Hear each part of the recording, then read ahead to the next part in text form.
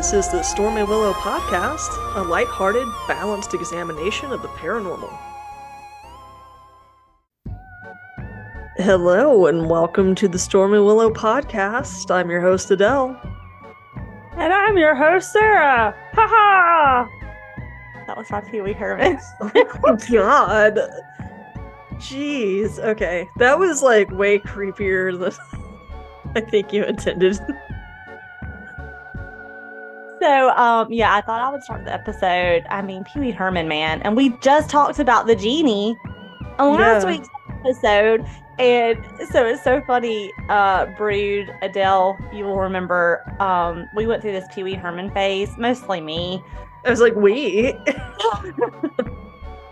I don't remember that. I remember you going through that. Yeah, where I like to talk like Pee Wee Herman, and Mom and Dad both recall that. And so twice this week, Mom's like, "God, you went through that phase." And you're like, "Hey, Mom, ha ha, ha ha," and I'd be like, "Stop it!" And you would say, "I know you are, so am I." And then today on the phone, Dad was like, "Man, you went through that weird Pee Wee Herman phase. You used to drive me crazy. You get on my nerves." I was like, "Okay."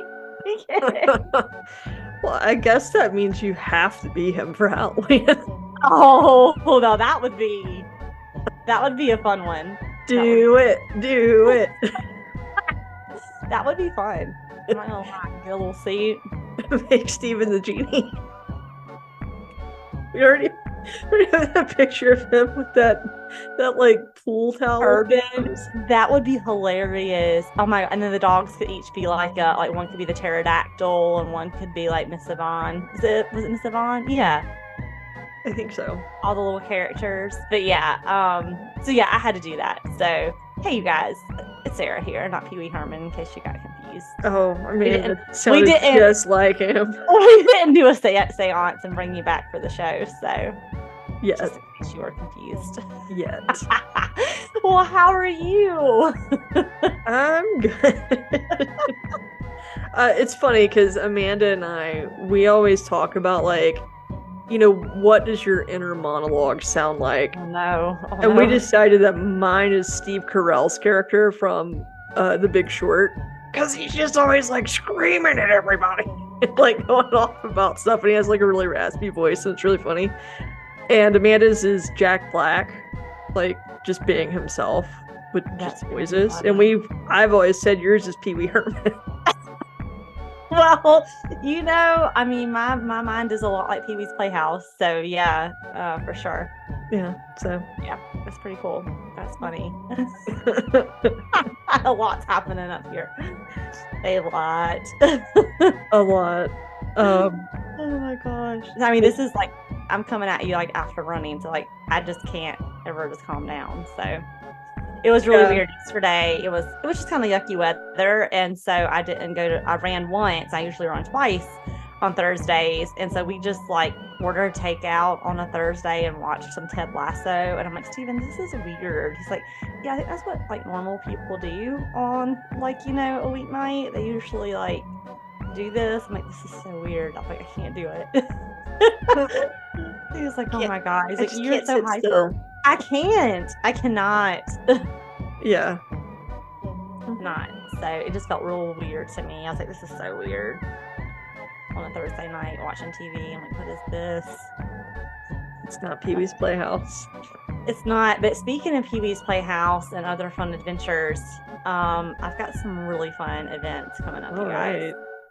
Guys, have you already put out some Halloween? Like, I'm slowly trickling it in the house. I didn't do that today. I usually go to, like, the Dollar Tree, like, every week and get a Yoo-Hoo for the weekend.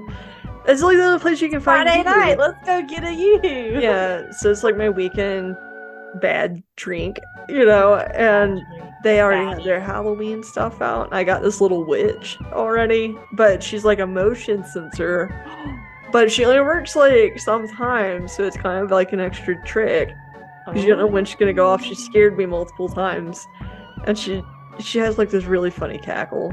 I love it. I'll send you. I'll post a little reel of it. I feel like I would love her, and I feel like was it you? Yeah, you sent me a picture of this, but then Mom came over and I saw it in her bag. She'd already started eating the pumpkin Reese's, which let's talk about that. The peanut butter chocolate ratio on a pumpkin Reese's is superior. It's superior to the regular. I agree 100%. There's just something about it. I think it's magic, but whatever. I love it. It's wonderful, and it just makes me so happy. So, like, and where I'm recording is like where I also work, and so like it looks like Halloween in here like all year round. But little things are starting to trickle, find their way, the other parts of the house. I love it so much. So really get in the spirit. Your Pee Wee Herman was showing on that so much. This really big show. Excuse-moi. So here we go. Houston, you ready? Horror Film Fest coming at you August 11th through the 13th at the Houston Marriott West Chase. This is going to be Texas's premier horror film festival and a convention. So you get horror movies and a convention. It's going to have over 70 horror films, celebrity special guests, and a special question and answer panel. Get this, over 100 vendors, artists, horror memorabilia, filmmakers, apparel, authors, and more. How fun. Take all my money, Houston Horror Film Fest. I wonder how that's driving distance to me, right? I could make it. I mean, let's see. Today is the 4th. This is happening the 11th through the 13th. So you have some time to figure it out, Make my way over. 100 vendors. That sounds too fun. Oh my gosh, I love it. And everything's bigger in Texas, guys. So. Everything's bigger in Texas, so I can't even imagine. I'm like, I don't even know if I can name 70 plus horror films. I'm like, what the hell? Oh, I could. Really? Let's do it. Okay, no, I'm kidding. Oh God, that would be so boring. All right, so moving on to Horror Hound Weekend in Indianapolis. This is on your birthday, August the 18th through the 20th. It's going to be at the Indianapolis Convention Center, and it's going to be a horror convention with TV programming. So Horror Hound Magazine presents a series of Midwest horror conventions in such cities as they're coming, like they do Cincinnati, Ohio, Indianapolis, Columbus. So apparently this travels all around there, and you're able to meet some celebrities in the film and television horror scene. You're also able to get autographs, you can get photos, and they're also going to have a question and answer segment as well. So pretty cool. And then August 25th to the 27th, we've got CreepyCon Knoxville at the Knoxville Convention Center. It is the creepiest show in town. This is the ultimate event for fans of Halloween, horror, paranormal, costume and cosplay, and tons of entertainment. So might be a good place to get your Halloween costumes. I feel like people that do these though probably would laugh at like our best costumes. I bet that's shit compared to what we come up with. Well, I don't know. I just don't know if I'm worthy. I find the paranormal community to be very friendly, and they are friendly. I think they've you got to start somewhere. That's true. I just feel like they're so next level amazing, and I dig it. I think it's so cool. Yeah. I can't even imagine. I freak out at Spirit Halloween, so I know if I go to one of these places, you're gonna have to just pick me up off the floor. All the awesomeness. So very cool, very awesome things coming. Really, I'm getting in the spirit, man. I'm ready. I need it. I need some Halloween in my life. Oh yeah, I think we all do. I mean, I'm sad. As soon as it's over. I'm already counting down the days. I guess that's how most people feel about Christmas, and I'm thrilled. I'm pack shit up. Let's get going. Let's get ready for spring. But for Halloween, Steven has to take it down, so I'm just too sad. I can't bring myself to do it. But he's that way with Christmas, and I'm let's go Christmas Day. All right. Nope. Tree out. It is noon, and it's done. It's over. Christmas is done. Yeah. Next up is Halloween. Next up is Halloween again. Yeah.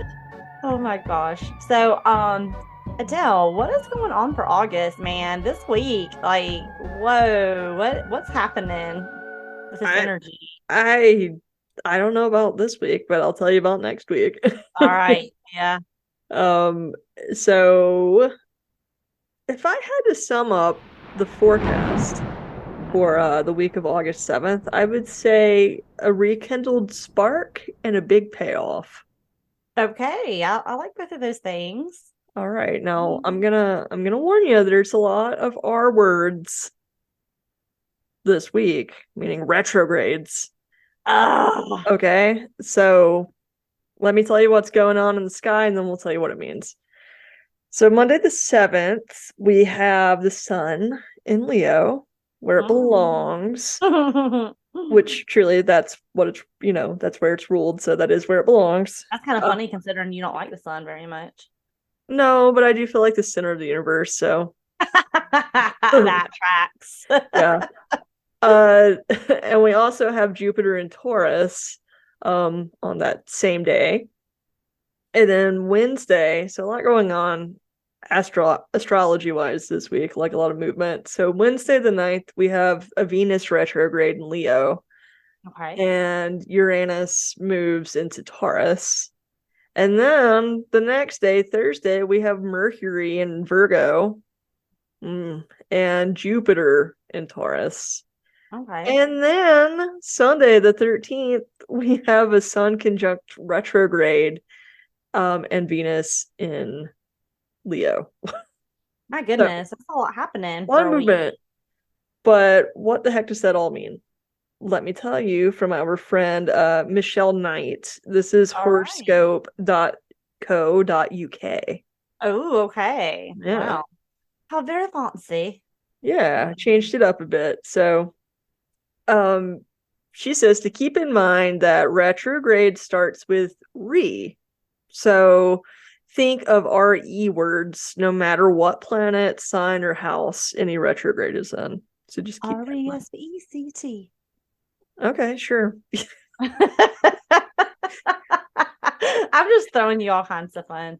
You could go with that one. I was thinking more so with the retrogrades, like as in re, like to do something over again. I just went for respect. Just a little bit. And that's fine too, because the first half of the week, it's gonna be like good retrograde energy. It's gonna be all the good RE words, like you might have like a renewed love for something that you used to do, or Okay. something's gonna kind of like come full circle again and like renew something. Gotcha. So this Okay. isn't such a bad retrograde right now. Also, Jupiter in Taurus, uh, and Venus retrograde in Leo and Uranus in Taurus, like all of that coming together. This means like an out of nowhere second chance could pop up. I love a second chance. Yeah, so this could be like a reunion or a reconciliation of some sort, even. Oh, Or that's maybe exciting. even the one that got away. Like it could be something big or small, romantic or otherwise. Gotcha. But then it Oh begs the no. question, but did whatever this thing is that's being rekindled, did you really want it to begin with? Oh man. It's I kind don't of where, know. yeah. So I don't know, guys. And this was one thing she said to do, which maybe we can try with our listeners this week. Okay. I quote, she says, make a list of all the RE words you can think of, which reuse the themes of joy, delight, and just pure sensual like bliss. Um, one of them should turn out to be totally applicable to your personal Venus retro surprise package this week. Your So, surprise package. I love so okay, so say that again. So you're gonna write down all the RE words that bring you joy. yeah, that bring to mind themes of joy, delight, and pleasure. So make a list of RE words that come to mind, with those kinds of I feelings, don't and can't then really think of anything with a RE. one of them might resonate with you. And whichever that is, that could be perhaps a hint to what your surprise this week will be. Okay, I love that. Maybe you guys throw some out there on our social. Yeah, and guys, that's only the first half of the week. In the back half of the week, That's not even over the hump. yeah. So the back half of the week, like Thursday and on, the retro vibes kind of slow down because Mercury moves into Virgo, which is its ruling house. Um, so this will kind of like slow down that thinking, so you'll really mull over decisions. You don't need to like right off the bat make your decision. Really think about things. Got it. And then August 10th, Mercury trines Jupiter, and this is one of the best days in the month for money and work. Well, that's not bad. And this is kind of the time with if over this past period you've kind of put in a lot of dedication or commitment and worked really hard on something, this is when you're finally going to see it tangibly pay off. Uh-oh, that could be good for Stormy Willow. Yeah, so it could be. Oh So my gosh. Wow. This looks like I don't you know. need to rest up this weekend, everybody. It sounds like a lot is going on, guys, but I am most curious to see what your list of RE words that bring to mind joy, delight, and pure Like they have to sentimental bliss legit are. start with RE. Yeah, I have to really think about that. yeah. So just let us know what makes it to your list and if somehow Yeah. that And manifests tell somehow us this what week. happens. Yes. Yeah. I'd like to see that. That's really cool. Yeah. It's not a terrible. I mean, we've been through worse. It's not a terrible horoscope. I feel like the energy, it was so weird because, the end of the month was on a Monday, and that always throws me like career wise, like during the work week, it kind of throws me off. And then I feel like, August came in with a full moon, and it's just been a little crazy. So, Yeah. yeah, so hope you guys get some good rest this weekend, and hopefully next week it'll be a lot of movement, but hopefully it'll all be positive. Yeah. Now, just a follow up from last week's forecast, I think that there was supposed to be like some meeting of the minds or something, and I don't really know if anything tracked like on a big like news spectrum or not. Yeah, I can't think of anything I that mean, Trump got indicted, but I mean that doesn't really mean anything. So I mean, there's so many freaking so indictments many going on. times. Like So I can't. again. It's Yeah, like so I Forrest didn't Gump really at this see. point. For me, nothing really big happened. So I'm just gonna check to see if you had any big revelations from last week. So I have a story for you guys, and it is a wild. Okay. It is a wild story. So if you will recall last week, I spun a ghost or a haunting, and I found this really crazy story that takes place in Canada, one of your favorite places, like home of maple Hey, syrup, yeah. and what like John Candy's from there, Catherine O'Hara. So Yeah, Ryan Reynolds, so Jim many Carrey, awesome, so many cool Alanis people. Morissette, Nickelback. For all you rednecks that love Nickelback, they're Canadian. I don't know why they have such a redneck following. That is really funny because you would think they're like Leonard Skinner almost. Like, Yeah, do you know what I mean? And like no offense to anybody, like if you like Leonard Skinner or Nickelback, but it's just funny. Like you would think like they are from like the South or like something. You know what I Alabama or mean? And it's like something. They're you from just don't think that Canada. they're Canadian. Like you do not get a Canadian vibe. So yeah, this poltergeist that I'm gonna cover, you guys, has a real identity crisis. So I can't wait to tell you about it. Okay. It's a fun story. So first I want to thank my sources. We've got and so because it's going to tell you in the sources. This is called the Dagg Poltergeist. Have you heard of it? I don't think so. All right. Good. So I like to thank the Mysterious Britain and Ireland, Ottawa Valley Ghost Hunt, Ottawa Citizen, the Holisky Podcast, episode 219, WordPress, and Spine Online. So we are going to hop in our DeLorean and head back to 1889. So we're going back in time. to Canada. And I'm just going to introduce you to our family, our mortal family here. So we have the Dagg family, hence the name. It's Dagg. If you can't catch my speaking of Nickelback, if you can't catch my heavy accent. And so we've got George, who's the dad. He's married to Susan, and they have a daughter who is also named Susan, who was about 4 at the time. They have a little boy named John, who was 2, and they have an adopted daughter from Scotland named Dinah, who was around 11. And there's also a farmhand named Dean that resides there on the farm with them. And so they live on this farm that is on the north side of the Ottawa River in a village called Clarendon. And it's about 10 miles from Shawville, Quebec. Is kind of where we are in like geography. And so, everything's normal. They're living on a farm, doing their business. Then all of a sudden, I just like, this is so horrific. They just notice animal poo all over the house, and like they clean it up and then it's back. They clean it up, the shit's back. And so they're like, how do they everywhere inside their home? They know for sure it's animal. Like I'm assuming, like certain size. I guess like because like when your dog poops, it's not Amanda. Like your dog just took a crap. Well, I guess what I'm saying, but also. I'm not suggesting that one of their children or one of them is walking around the house pooping. Never mind. That was a stupid question. I was just meaning, like, could they tell if it was a big animal or a small animal? Or, I don't know. In comparison to human. I don't really know the details about the shit, but but can you imagine that, like, how annoying it is, like, when your dog poops and, like, you have to clean it up? Can you imagine, like, going, cleaning it up and coming back and be like, what?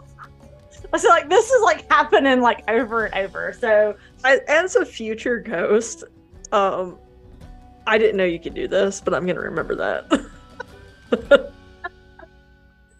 So okay, that's like, okay, what the hell? Like, are one of the kids playing a prank? Like, this probably not. Like, you're just kind of like, what is happening? And so then remember Dean, he's the farmhand that's helping out. The farmhand. That's what they refer to him as. The farm. Of course his name's Dean. Dean. Oh, Dean. Dean the farmhand. Dean the farmhand. He is in the kitchen or somewhere and he finds like a $5 bill. And so he gives it to George, who is his employer. And George is like, where did you find this? He's like, well, I found it like, right here in the kitchen. And so he's like, we didn't leave $5 there. And so he goes into like a drawer where they keep their money, and he notices that it's missing along with another $2 bill. And so of course, who gets blamed? Dean, right? And so they go into Dean's room and they find the $2 bill right there. And Dean's like, I didn't touch the money. And so of course, they don't believe him. They're like, whatever, like, you lied. And they fired Dean because they're like, this is ridiculous. You're out of here. So Dean just keeps saying, I didn't take your money. And so that's the second kind of weird thing. And then all of a sudden, we have a large wash basin that's like real heavy. It flies across the farm. So there's just a lot of weird stuff is happening. Their windows of their farmhouse get smashed, but then there's like no rock or any kind of object that shows like where it's cracked. And then probably the most terrifying is fires just start spontaneously erupting all over the farm. And so we go from normal to just like all this craziness like this. So something weird is happening. So, like, who did they piss off? I mean, somebody's throwing shit in their house and burning their property. They've clearly made an enemy. So, obviously, Dean is the first person that gets the blame, right? They're like, this guy, and you got to consider, like, the kids at the time are kind of young. So, they're like, they don't really, Dinah is going to come into play a little later, the adopted daughter from Scotland. You see, but Dean to me, I'm getting vibes that no, he's not a thief. I don't think he's stolen any money, but he does strike me as someone who might be having an affair with the wife. Oh. I mean, come on, the ranch hand named Dean. Or maybe he's having an affair with George. Or George. He's having an affair with one of them. Or both. like, and if you don't tell, then I'm gonna keep putting horse manure in your house or whatever. Mm-hmm. Oh, interesting, Smithers. Well, listen to the rest of the story and see if you still feel that way. Okay. So obviously, like at this time, everything's a farm pretty much, right? So these events kind of take place. It takes place over a few weeks, and so obviously word starts to spread, right? And as most of our ghost stories, neighbors and visitors start coming onto the farm. You know how this story goes, right? So then there's this famous journalist at the time named Percy Woodcock. That's a fun name. Oh God, that poor kid. And some say, now I couldn't find any like actual evidence, but some say he was an early paranormal investigator, but he was actually not called in for that. He was called in to basically record the events for the Brockville Times. And so he was basically called in as a journalist, not as an investigator. Now, remember, he just so happens to be both. Small, I guess it was a small town. It's a small town. He had to multitask. It's kind of like on Schitt's Creek, like the one guy that's like that does all the jobs, like he's like a repair guy and he's a realtor and he's like something else. I mean, that's how I imagine. That's Percy Woodcock. I imagine that's how Percy is. He's like, I dabble with the paranormal. He's like, but I'm also a journalist and I can also help with the farm, like whatever. I'm gonna coin that. I'm like, well, I'm just a regular old Percy Woodcock. And people are like, what? I'm like, I mean, I can multitask. I wear a lot of hats. And then you could tie that in with last week's episode where it's like when you go on an interview, you could be like, I'm also going to need to see your feet. Yes. You're like, so, I'm basically just a Percy Woodcock, I can do it all. Yeah. You're like, that's Percy Woodcock. Okay. So, remember Dinah. She's the oldest child that's adopted from Scotland. All right. So, wasn't she in the kitchen? Dinah. Someone's in the kitchen with Dinah. Poops in the kitchen with Dinah. Dean is shitting, I know. Dean's a hoe. Dean is a hoe. All right. So Dinah, so Percy's here on the scene, right? And he kind of notices that Dinah was having conversations with a spirit in a woodshed that's located on the farm. Okay, so he's like, what the hell's happening? Being like the poltergeist, inquisitive investigator that he is. He's like, who is she talking to in the woodshed? He happened to just notice that, but like the family hasn't noticed or thought it was odd. They're not a Percy Woodcock, okay? They gotta focus on, they're too busy cleaning up shit. They don't have time to stay in their one lane. Yeah. And so Percy goes, kind of investigates with her, and so the spirit was reported to be very abusive. Apparently he has a very foul mouth. So I'm like, that's so much. This is my afterlife role model. You're like, I love this guy. Who is this? Where am I gonna find this person? You're like, this is like, this is great. So it's like I've found my Trixie in Problem Child. You're like, I love this story so much. And so the spirit, is cussing out Dinah, cussing out everybody, like just Sailor Mal, like, and there's like, oh my God. Well, so then obviously like a crowd gathers because, we got the news there, you've got all this stuff happening. And so they're all somehow around this woodshed. And then the poltergeist decides to change his tune and starts performing for them because he realizes he has a crowd. So he went from like being like, fuck you, motherfucker, or whatever, to singing beautiful music that would make people cry. People are like hearing this like disembodied voice out of like a woodshed singing hymns. Like, this sounds as insane as like the burning bush kind of shit in the Bible. and then a new religion was born.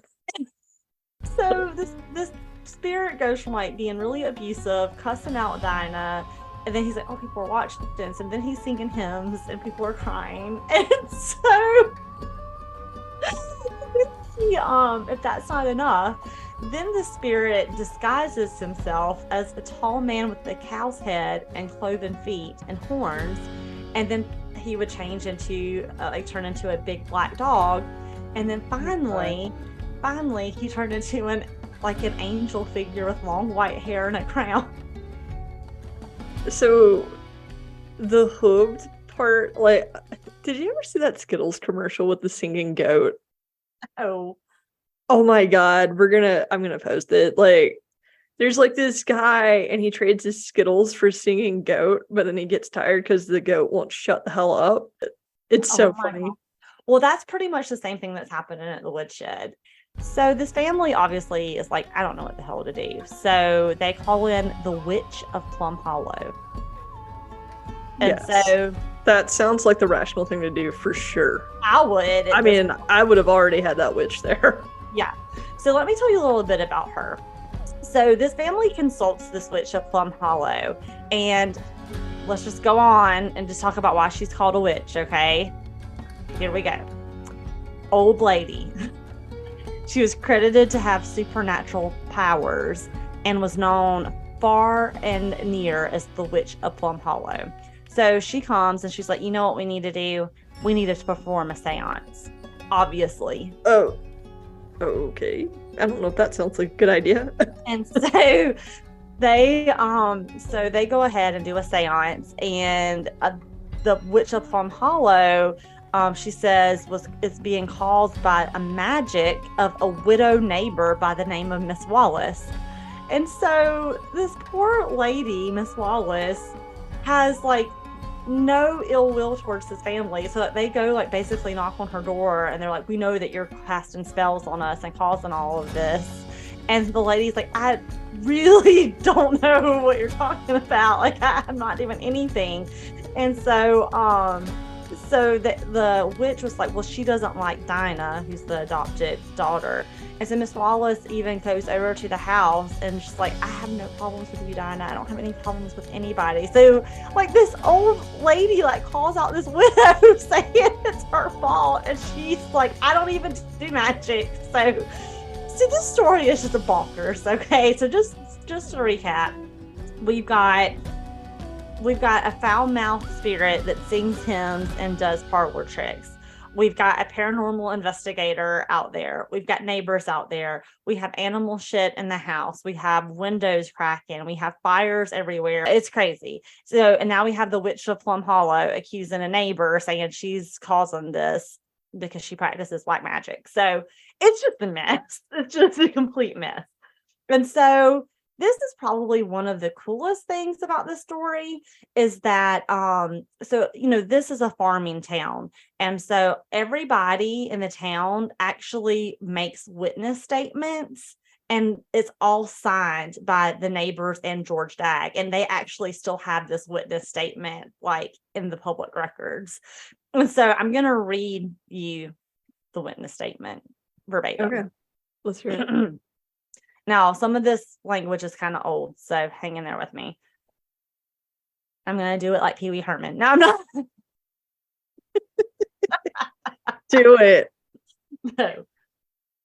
To whom it may concern, we, the undersigned, solemnly declare that the following curious proceedings, which began on the 15th day of September, 1889, and are still going on the 17th day of November, 1889, in the home of Mr. George Dagg, a farmer living 7 miles from Shawville, Clarendon Township, Petanac County, province of Quebec, actually occurred as below and described. This is really long, you guys, so hang in there with me. Fires have broken out spontaneously throughout the house, as many as 8 occurring on one day, some being in the house and 2 outside. The window curtains were burned whilst on the windows. This happening in broad daylight whilst the family and neighbors were in the house. Second, that stones were thrown by invisible hands through the windows, as many as 8 panes of glass being broken, that articles such as water jug, milk pitcher, a water basin, a cream jug, butter tub, and other articles were thrown about the house by the same invisible agency. A jar of water being thrown in the face of Miss John Dagg, also in the face of Miss George Dagg, whilst they were busy about their household duties. Miss George Dagg, being alone in the house at the time, it was thrown in her face that a large shelf was heard distinctly to be played and that was seen to move across the room on the floor. Immediately after, a rocking chair began rocking furiously, that a washboard was sent flying down the stairs from the garret, no one being in the garret at the time. I don't know what that is. That when the child Dinah is present, a deep, gruff voice like that of an aged man has been heard at various times, both in the house and outdoors, and when asked questions, answered so as to be distinctly heard, showing that he is cognizant of all that has taken place, not only in Mr. Dagg's family, but also in the families of the surrounding neighborhood. That he claims to be discarnated being who died 20 years ago, aged 80 years, that he gave his name to Mr. George Dagg and to Mr. Willie Dagg, forbidding them to tell it. That this intelligence is able to make himself visible to Dinah, little Mary, and Johnny, who's little John, who have seen him under different forms at different times. At one time, it's a tall, thin man with a cow's head, horns, and a cloven foot. At other times, it's a big black dog. And finally, as a man with a beautiful face and long white hair, dressed in white, wearing a crown with stars in it. And everybody in this neighborhood signs it. So, pretty smart, you know. And are they all claiming to have witnessed every account or some? They're all claiming that they've witnessed all of this. Everything. Yes. They saw them get water thrown in their faces. Yes. Although they said that it happened. The only thing I have a question is they said that it happened to Miss Dagg while she was home alone. Yeah. So, like, how would you know that? No. So, exactly. I don't know. But that's what they're claiming in this. And this was verbatim. This is the document, and it's signed by like 20 people. And so let's get into some of these theories real quick. So let's talk about Dinah. So as stated, as in the statement above, Dinah's name gets mentioned a few times. And so she kind of becomes the focus point of this case, because like she's the first person that interacts with the spirit in the woodshed, right? And and then, you know, they talk about the like the neighbor having an issue with her, which is kind of weird.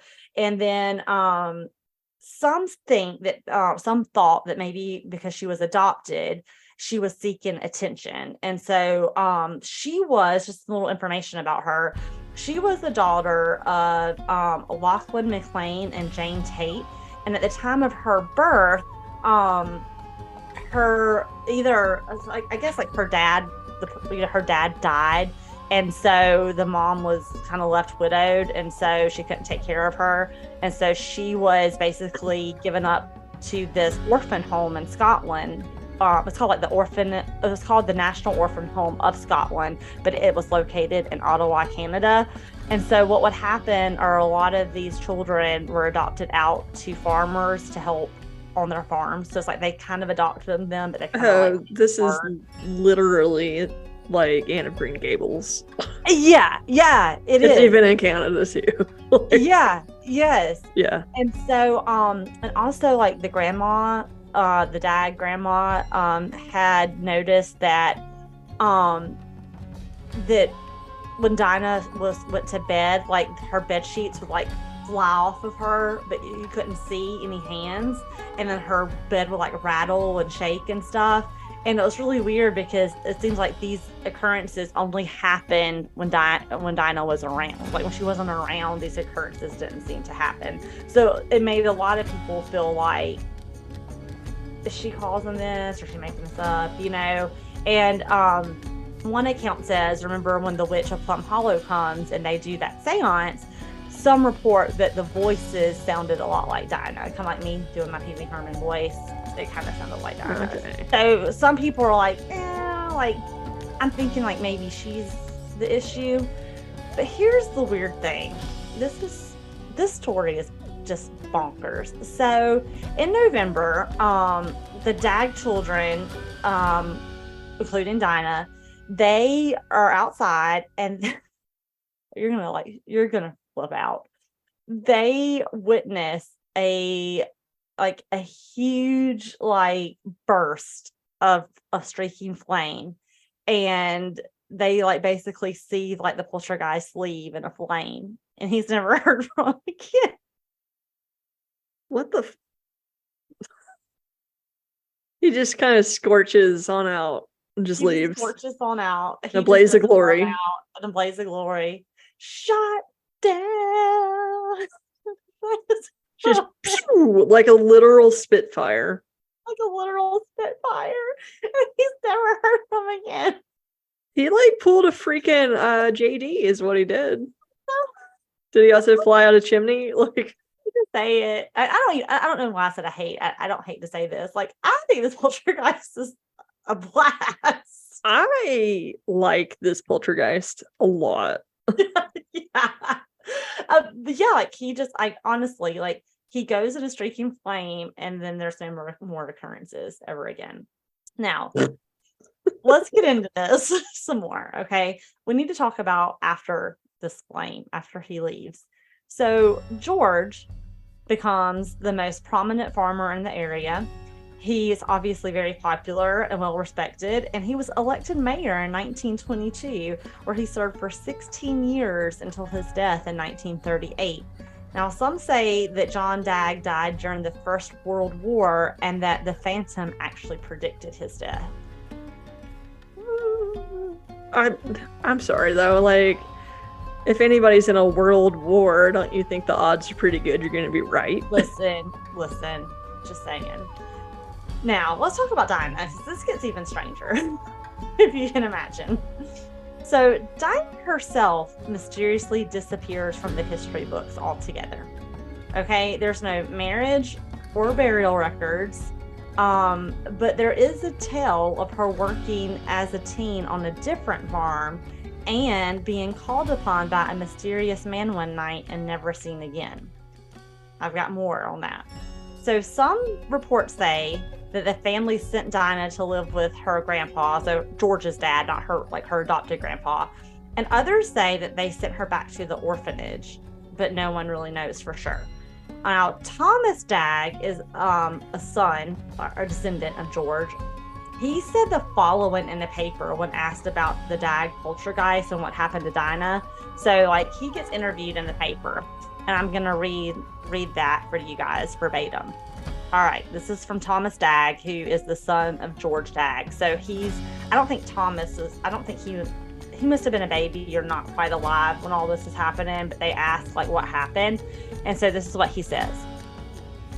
Thomas Dagg, son of George Dagg. The ghost is no joke, but an unsolved mystery.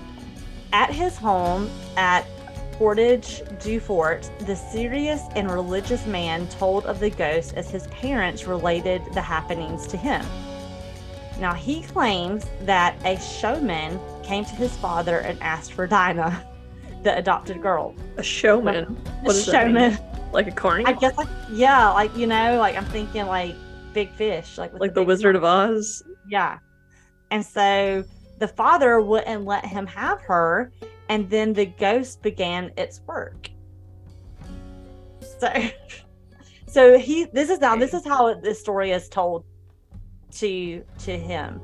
So it appeared that Dinah was there, and many of the villagers, including Mr.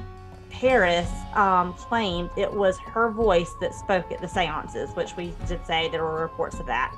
So I'm guessing maybe this is like early spiritualism, maybe the showman was he could maybe make a fortune of her, just like the Fox sisters, and the Davenport brothers is what I'm thinking. So Thomas Dagg, who was the son, told of Dinah going to her Uncle Willie Dagg at Portage du Fort, and a man coming to the door with a note signed by George, that's the dad, asking that Dinah come home. The man left with Dinah and she was never heard from again, nor was the ghost, said Mr. Dagg. So when they asked Thomas if he believed in ghosts, Mr. Dagg gave an empathetic no. That sounds more accurate. So let's talk about the house today because it's still there and people live in it.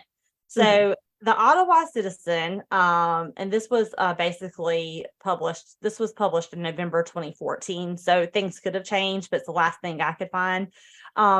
So the author of this article actually goes to the home and meets with Charlene Lombard and her adult daughter Danielle, who have lived in this home since 1984.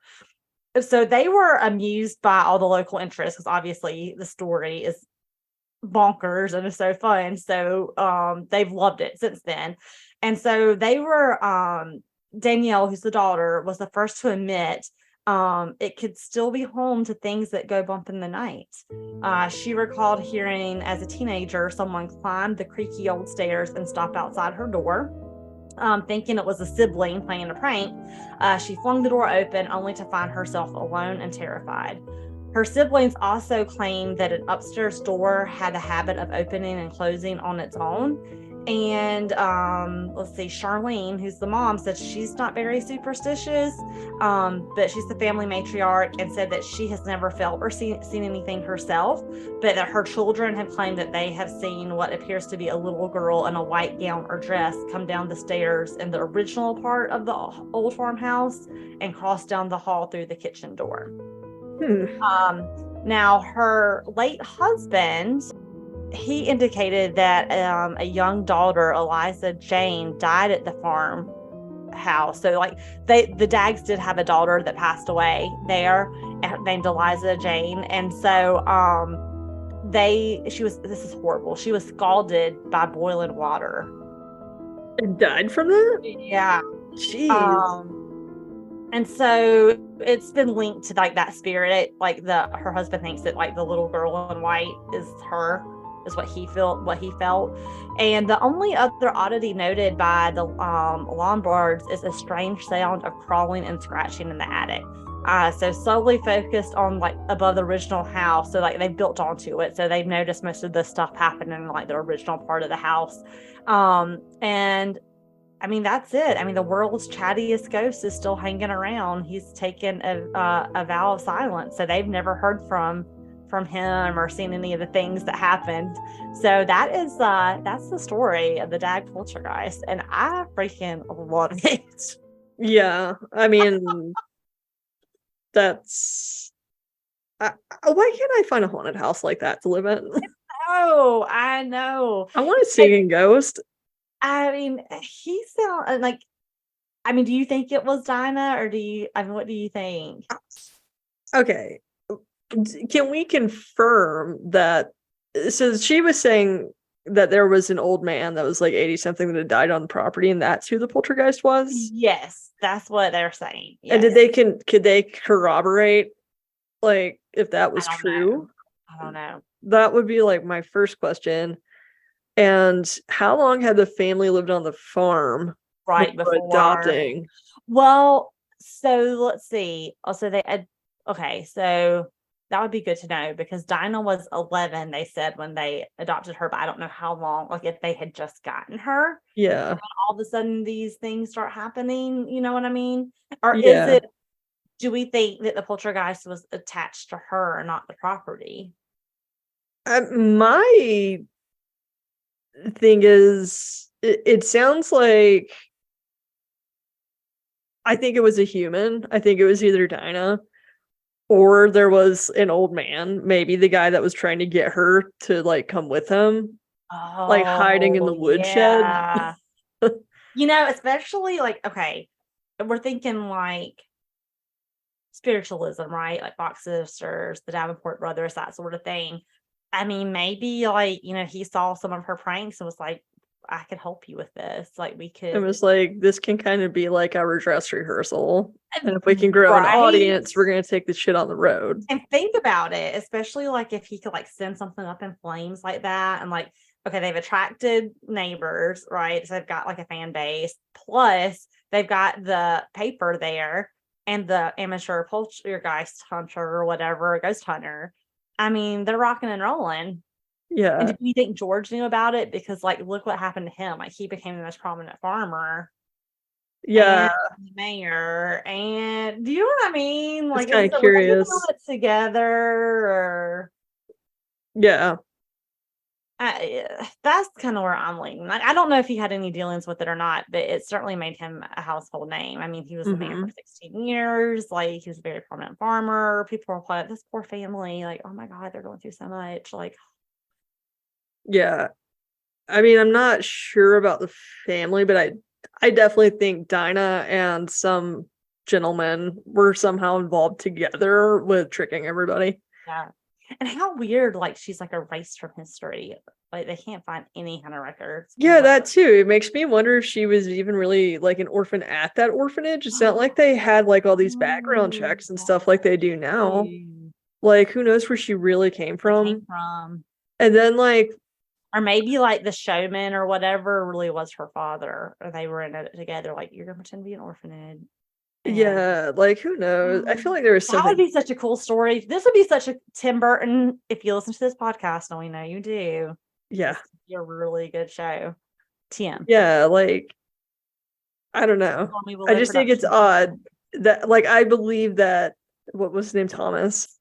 I think it was Thomas, right? Yeah, George's account about the guy coming and trying to take her, like, and saying that he was a showman, and this is how the story was told to him. Is I don't originally. I mean, if this is all accurate, I don't think Thomas was born yet when this was happening. So this is how the story was told to him by his father. Yeah, I mean, that just is highly suspect to me. It's kind of like, how have you even caught wind of this girl? Yeah. And like, I don't know. There's something up with that guy. Yeah. I love this story so but much. If it's really a poltergeist, then let's also go that route. Like, yeah, it could be that Dinah truly had like a sixth sense. Yeah. And brought out all the paranormal activity and left with her. But if it truly was a poltergeist, I'm a fan. I like that one. I just love the personality. Like, I love the cussing and then the singing. I love the theatrics of how the poltergeist left. Different like avatars so that it appears. I mean, honestly, like, if this was going on at my neighbor's house, I would be like, I can't wait. I would be there with a 6-pack. I would exactly. No, yeah, everybody. I don't think it's so weird, especially in the 1800s, that all the neighbors are like, "Let's go see this shit." Like, kids, get ready. Everybody pile into the wagon. The show is about to start. We got to get there. We got to get there early. Yeah. I just think it's so fun. Like, part of me is like, I want to start doing little things like this in my neighborhood. Maybe I could do that to promote Stormy Willow. I can just start these little, like, what the hell's going on? I don't know. Like, oh no. Oh. Maybe you can get us a few more listeners, you know? I mean, I am a little scared of fire, so you would have to handle like that kind of, you know, that theatrics. But I mean, I could cuss and not like Pee Wee Herman or whatever voice you like. Yeah, you just do voices from your van. Okay, that works. Yeah. That doesn't sound creepy at all. You just do voices from your van. Yeah, like, hey, get the fuck off my lawn, huh? Like, is that Mr. Bond? Ah, you said the magic word. Oh my God. What's all this food doing in here? I just cleaned. Well, isn't that some shit?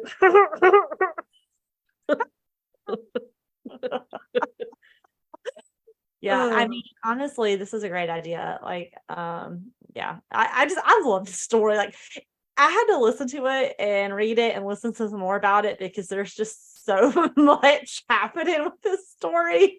And then, like, when they started talking about the witch, I'm like, wait, the witch of Plum Hollow, what is happening? This is the same story.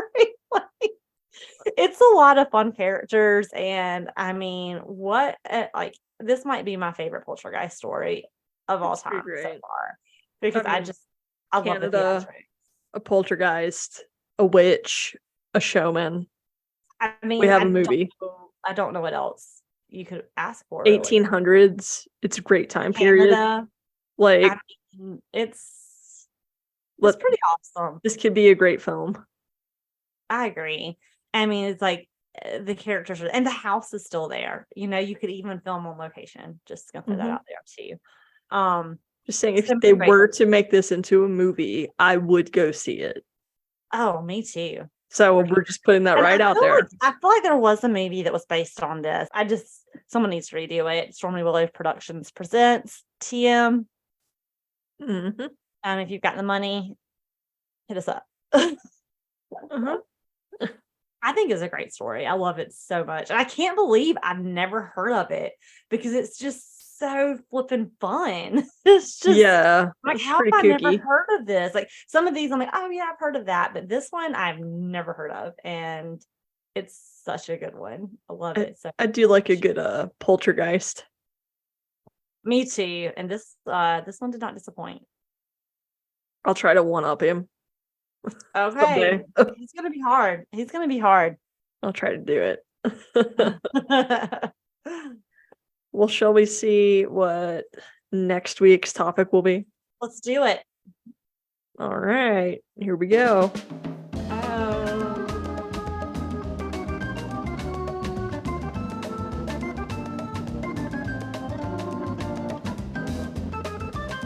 Oh, you just got that one. I just got that one. But it's okay. I already have one in mind, so I'll take it. You sure? Okay. Will you want to tell the viewers what you got? Oh yeah, I got entity, demon, god, goddess, an entity. An entity for sure. No, that's a pretty broad one. So I can't wait to hear what you're gonna cover. It might be Pee Wee Herman. That's an entity for sure. Yeah. Oh my gosh. I hope that you really enjoyed the story. I love learning about the Dagg Poltergeist. I thought, like, if we ever go to Canada, let's make that stop. Oh, yeah. In Ottawa. I think Ottawa. No, that's Ottawa. Never mind. Yeah. Anyway, as we say here on the podcast, stay safe out there, you guys. Stay curious and potty-mouthed. And never, ever trust the living. Bye, you guys. Happy retrograde for all the planets and all the things that are happening. So make a list of your RE words. Let us know. All right. Yes. Bye. All right, guys. Take care.